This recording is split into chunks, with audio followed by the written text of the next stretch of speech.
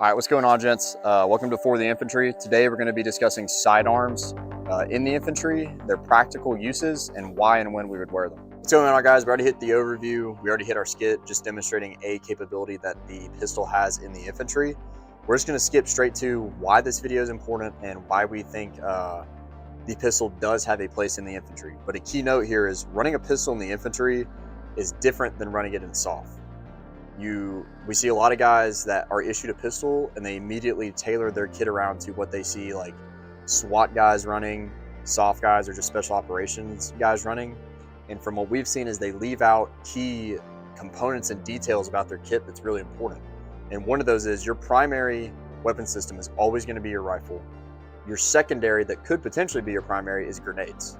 Infantrymen need to always need to be able to fight with their rifle and fight with grenades and self-medicate.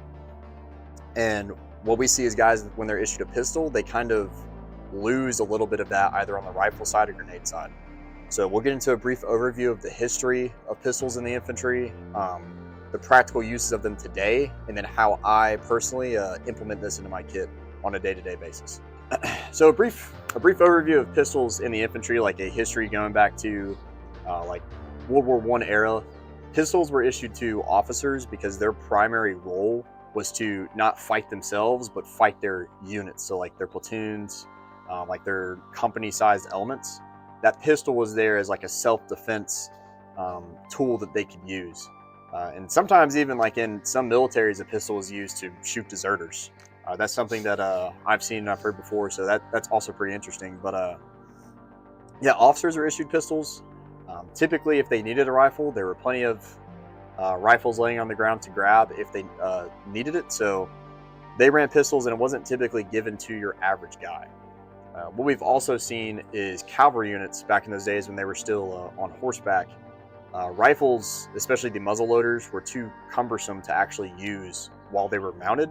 So they would switch to like pistol-like weapons and then eventually pistols themselves. So that's where we've seen pistols used in history, like World War I era. And then later, we saw pistol used like famously like the tunnel rats. They would be fighting in the tunnels that like the Viet Cong dug, and the rifle would be way too big to like bring down there. So like there's a famous like video, we can put it up here, of like Forrest Gump going down there, grabbing a pistol and a flashlight and doing work. So that's where we've seen pistols used kind of in the past. And the modern day is now we look at SOF, special operations. Watch those really cool like SEAL team show. Like everybody's running a pistol. And I think infantrymen see that and they're like, man, that's all they see. So that's how they think they need to run it.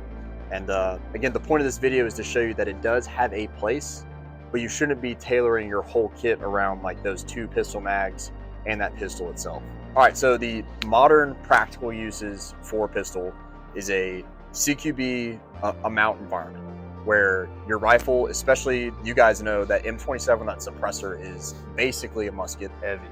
Maneuvering that around corners, and it's feasible, but it's also extremely long. Like again, you saw in the skit, like I'm running like a 16-inch barrel.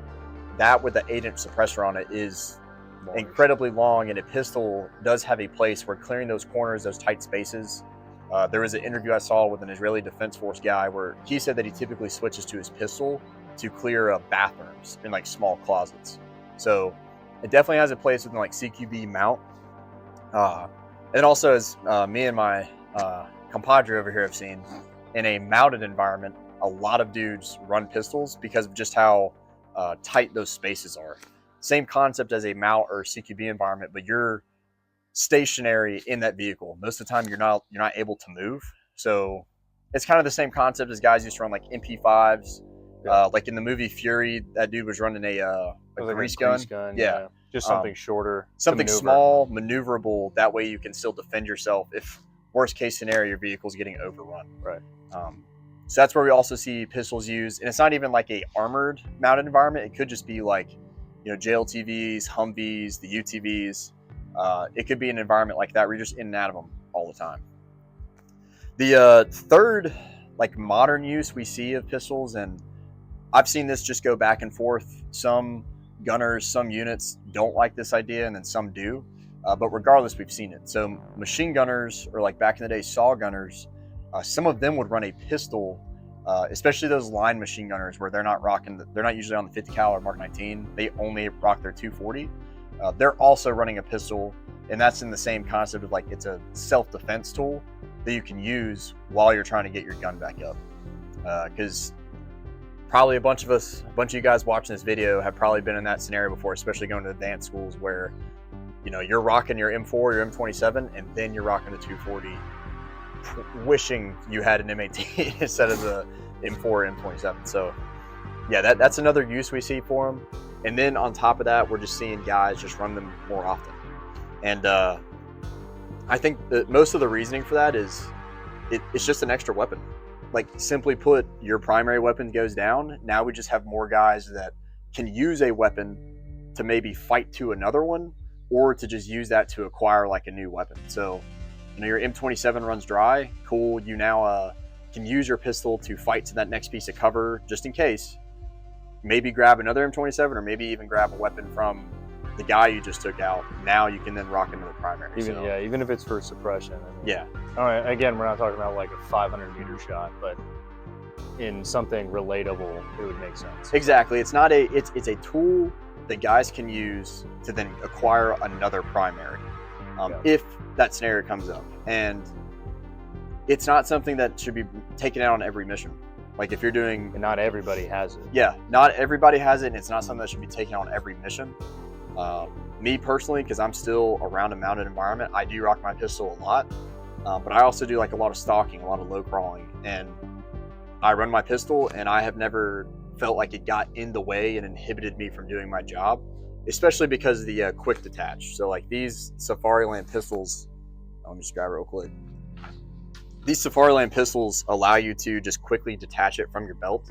If I'm going to be in a prone stationary position for a long period of time, I simply just use the QD, put it in front of me, and I just rock it like that. Then if I have to get up, I'll just simply put it back on my belt and then keep going.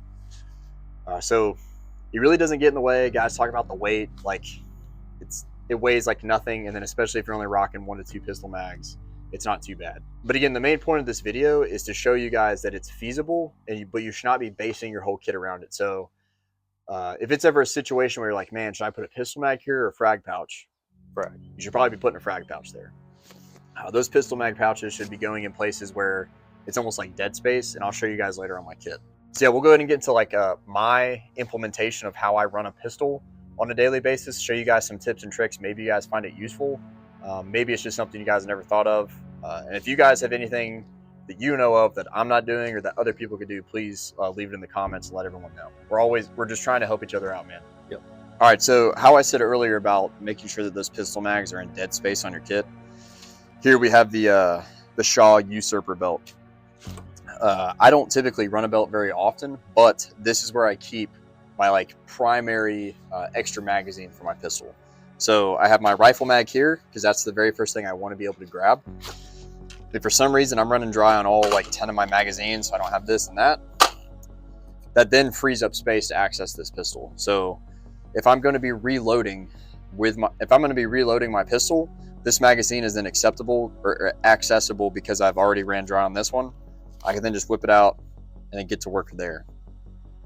Again, it's in dead space. When there's a magazine inserted here, it would be hard to access, but I'm not tailoring my kit around my pistol. It's just an extra thing to have. On that same note, I have my plate carrier here. And again, I run my pistol right-handed, so I'd be reloading with my left. I have my radio kind of on the front, and then the dead space between my side plate and the radio pouch, I have another pistol mag. So it's kind of hard to see. It's also kind of hard to get to. And the reasoning for that is if I'm running my second pistol mag, things have really gone bad, or I'm simply in a situation where I can access this, put it in my belt, and then keep going. So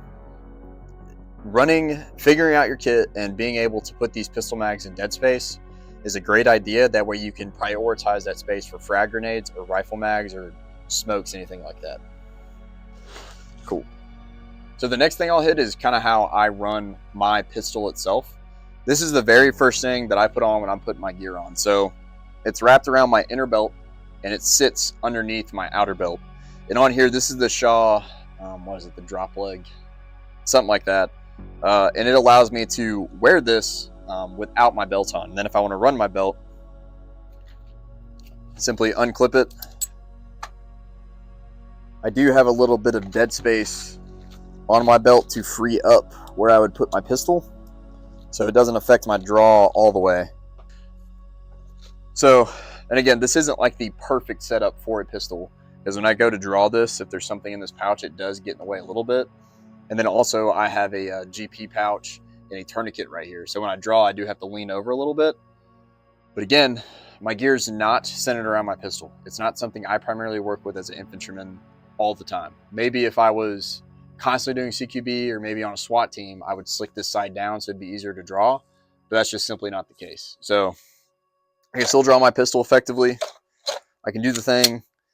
I did free up a little bit more space here by getting one of those single stack grenade pouches. So even if there's a grenade in here, I can still draw my pistol. And that's just how I tailored this around being able to access this if I ever need it. All right, so another thing that typically bothers me when I see infantrymen rocking a pistol is they just simply don't know how to run it with a main pack. Very simple fix to this. It doesn't, especially if you're running your pistol on your inner belt. What you don't want to do is have your pistol on your outer and then throw your outer on your main pack, because that's always just a possibility to lose that pistol, and that's obviously a no-go, losing EDL. So what I like to do is I always keep my tarp in this top pouch, and my outer belt here, clip it around the pouch, and then I can take this bungee, wrap it around so I know that this belt is not going to fall off. And then since I have my inner belt on, I can still wear my ruck even with the waist strap.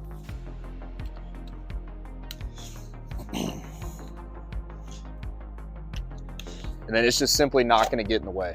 I'm wearing my waist strap on my waist the way it's made to be worn. I can access my pistol and then also fight with grenades with this drop leg from Shaw. So it's a great setup.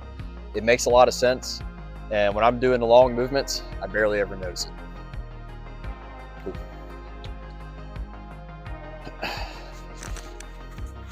All right, so we hope that was helpful to some of you guys out there, kind of laying out the idea of infantrymen running pistols so that it doesn't interfere with your primary job, and that's to be a rifleman.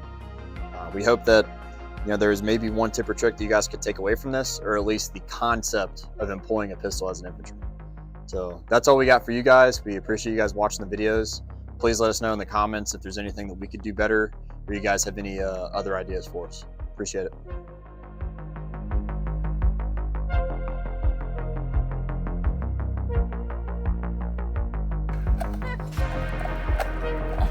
Bro.